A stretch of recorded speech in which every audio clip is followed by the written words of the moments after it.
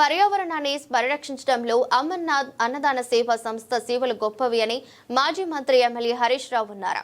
సిద్దిపేట జిల్లా కేంద్రంలోని శ్రీ వెంకటేశ్వర ఆలయం వద్ద అమర్నాథ్ అన్నదాన సేవా సమితి ఆధ్వర్యంలో మట్టి వినాయక విగ్రహాల పంపిణీ కార్యక్రమంలో పాల్గొన్నారు.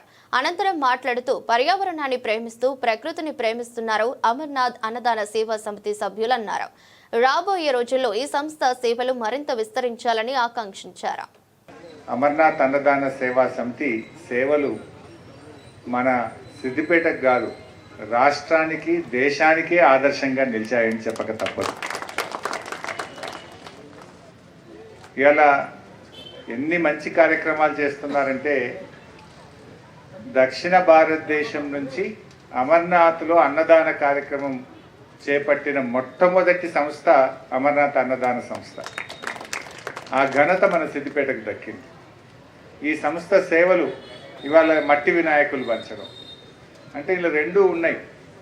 పర్యావరణాన్ని ప్రకృతిని పరిరక్షించే ప్రయత్నం ఒకవైపు అయితే, ప్రజలలో చైతన్యాన్ని తీసుకొచ్చే ప్రయత్నం కూడా చేస్తున్నారు. ఇవాళ మట్టి వినాయకులు అందించడం ద్వారా పర్యావరణాన్ని రక్షిస్తున్నారు. ప్రజలకు కూడా చెప్తున్నారు, పర్యావరణాన్ని కాపాడండి. మట్టి వినాయకుడి పూజలోనే మహాగణపతి ఉన్నాడు. ఈ గణపతిని పూజించడంలో మహాగణపతి ఉన్నాడు. మట్టి వినాయకుడి వెనుక మహాగణపతి ఉన్నాడు.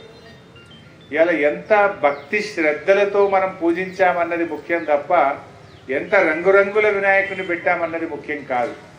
ఎంత పెద్ద వినాయకుడిని పెట్టామన్నది ముఖ్యం కాదు.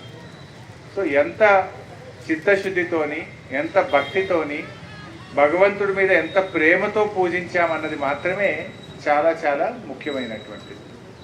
సో ఇలా అమర్నాథ్ అన్నదాన సేవా సమితి సభ్యులు అనేక కార్యక్రమాలు చేస్తున్నారు. ఇది అంటారు చూడండి, ఇందు గలదు అందు లేదు అనే సందేహమే వలదు.